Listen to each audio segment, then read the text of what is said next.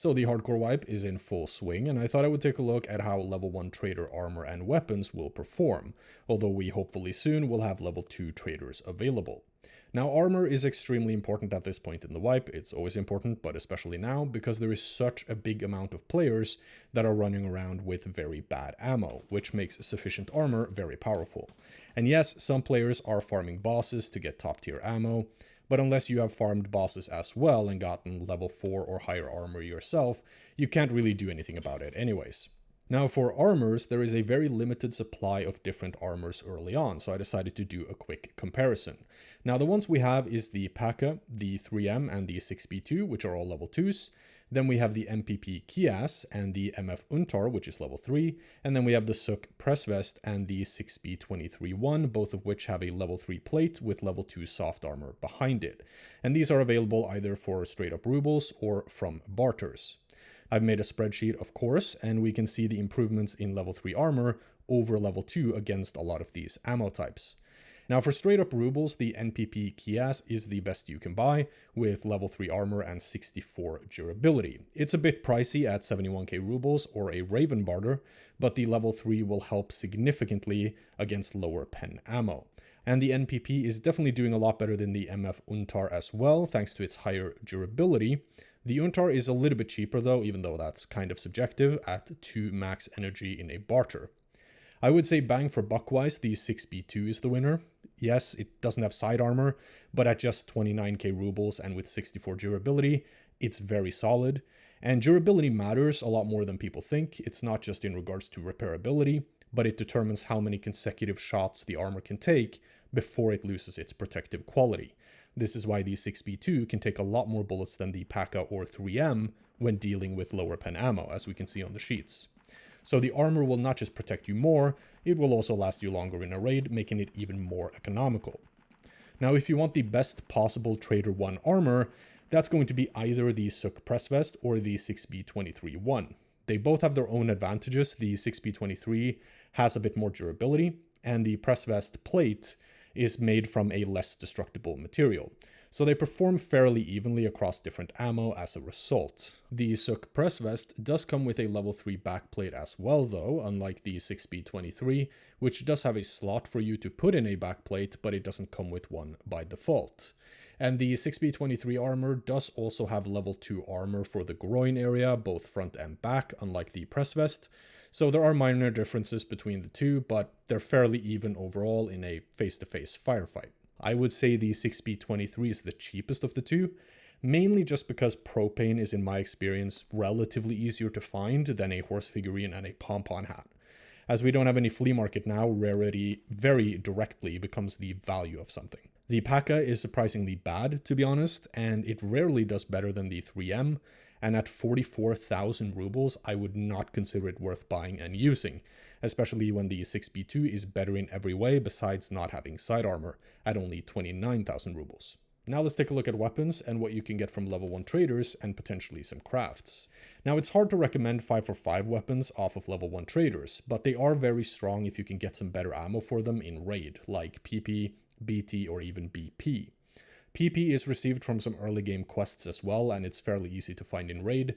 BT is fairly common on bosses and less so on boss guards, so if you can loot some BT, then a AKS-74U from Prapor can prove quite deadly and capable. You can also buy and mod an AKS for about 80k, so that's a decent package price. But what's holding it back is mainly being very dependent on you finding ammo in raid, unfortunately, as 545 US, which is the best ammo you can get from level 1 traders, is just 17 pen.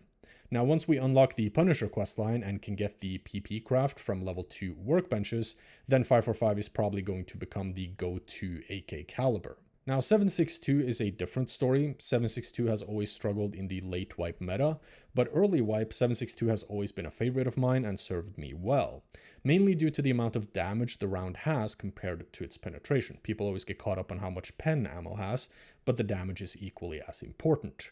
The main problem with 762 though is that you can only buy semi-automatic 762 weapons from level 1 traders. Even though the SKS is a fairly decent option, you can slap a PSO on it and it becomes a good long-range rifle, but it can be as much as 135k total if you kit it out, and it is still just a semi-automatic. However, you can, with a level 1 workbench, buy a VP0136, which is a civilian semi-automatic 7.62 AK, and convert it to a fully automatic AKM with a 1 hour and 25 minute craft. You can also barter 3 small Tushonkas for an AKM, but I would advise that you save these for a quest later on, as you will need quite a few of them.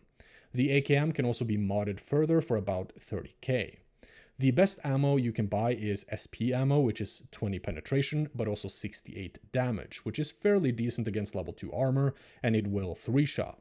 But what makes the 7.62 round interesting for us is that we can craft 7.62 FMJ with an all and an eagle gunpowder, which will give us 200 rounds of FMJ, which is quite a lot. FMJ is also quite common to find on scavs, so you can keep a lookout for it there. FMJ sits at 26 pen and performs quite a lot better against level 3 armor than SP does.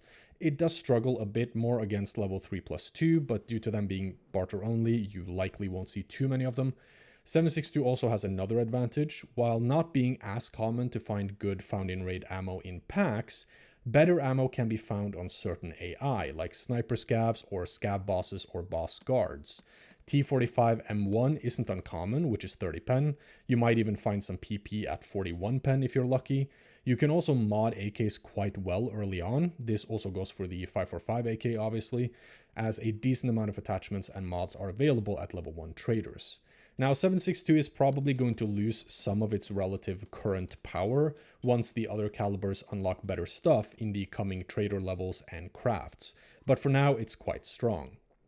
5.56 is very strong with good ammo, but kind of like with 5.45, it's very dependent on good ammo being found in raids, as RRLP is just 11 penetration as the best level 1 trader 5.56 ammo available.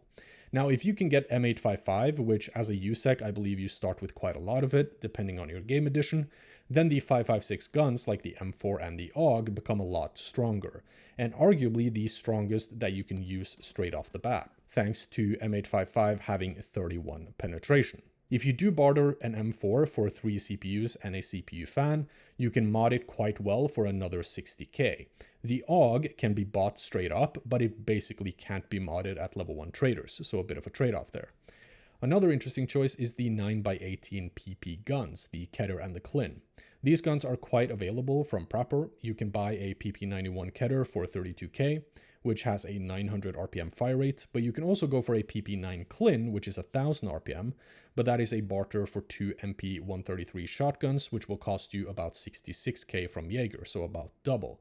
Or alternatively, you can convert a PP91 Kedr to a PP9 Klin with a 30-minute craft in the hideout if you want to save some money. Now what makes this interesting to us is that while most of the 9x18 ammo is pretty terrible, you can craft 140 rounds of 9x18 PSTM in the hideout, and it will only cost you a kite gunpowder to do so. You can also, by the way, craft the kite gunpowder that you need from 545 FMJ, which you can buy straight from Jaeger, meaning you don't even need to find the gunpowder in raid. And this ammo has 24 pen, and it will 2-shot level 2 armor, potentially. And this ammo can be used for the PP9 Klin, so keep that in mind. But quantity is the keyword if you want to use this for anything higher than level 2. The other ammo available for 9x18 is unfortunately quite bad and will need you to hit your headshots if you're going to be using it. But this is very much an economy option. The gun is cheap, the ammo is cheap, so if you want to go in small stakes and try to come out big by hitting your shots, then this can be the way to do so. 9mm is very similar to 9x18. PSO and Green Tracer rounds, which are the only 2 rounds you can buy at level 1 traders, are both terrible. It can be worth using 9mm with the PP19, for example, if you have access to PST, which I believe a lot of the game editions start with. But with 9mm as well as 9x18, hitting headshots is your only and best hope. For some snipping, I would recommend the Gornostay. You can, in theory, one-shot people to the thorax with the Mosin when using SPBT ammo through level 2 armor like the P.A.K.A. 3M and 6B2, and the Mosin is better against higher level armor if you can get better ammo like LPS and above, but you are still going to be locked to a 2-shot minimum to the thorax due to lack of flesh damage. However, if you are just going for headshots when sniping anyways, which most players are, and especially if you're doing shooterborn this early, I would just go with the Gornostay. With 366 FMJ, you can still 2-shot level 2 to the thorax should you need to. There is also just a very minor accuracy benefit to the Mosin at 137 MOA compared to 155 MOA for the Gornostay, but this is in no way significant enough to pay double the price for the Mosin, as the Mosin is 52 to 53k depending on what version you're getting, while the Gornostay is just 25,000 rubles. You can also buy a PK06 red dot sight from Jaeger level 1 for 11,600 rubles, and since the Gornostay has an included rail mount, you can just slap it on there, and you got a red dot bolt action ready for Tarkov shooter, or if you're desperate enough or broke enough, shooter born. Or you can put in 23,000 rubles on a sight and buy a scope and mount instead. Then you have a Gornostay with a PLAD 4x scope for less than 50,000 rubles, which is less than a stock scopeless Mosin infantry. You can also suppress the Gornostay with the 366 suppressor from level 1 skier, but it does cost you 71k rubles just for the suppressor, but that's a suppressed 4x sniper rifle for 120k total. The ammo is also super cheap, so there is no real reason to use the Mosin, especially for tasks, unless you have really good ammo available for it and are trying to take down really geared players. Shotguns are also fairly strong early wipe, but to be honest, I can't in good conscience recommend most of the level 1 trader shotguns.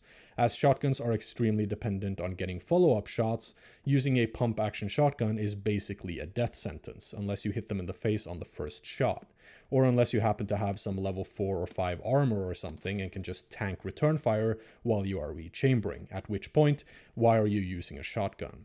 So the only one I can recommend is the semi-automatic MP153, but this is only available from a barter for 2 wrenches and 2 screwdrivers from Jaeger, or for a few different keys from Skier, which is a little bit worse considering how rare keys are.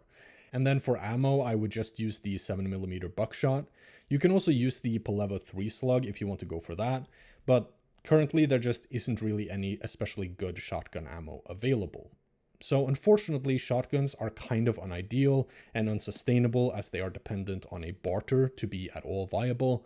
This problem for shotguns should clear up a little bit once level 2 traders unlock though, so here's to that. But that's all I got for this video. Hopefully you got some interesting insights, you understand a little bit more what you can maybe do with the level 1 traders, and also how restrictive they are. I would encourage you, if you want, to spend the time to try and look for good ammo in raids. It's really going to help a lot. That's probably the biggest tip I can give. I'm thinking about making a found in raid ammo guide, so stay tuned for that. But yeah, thanks for watching, and I will talk to you guys in the next one. Take care.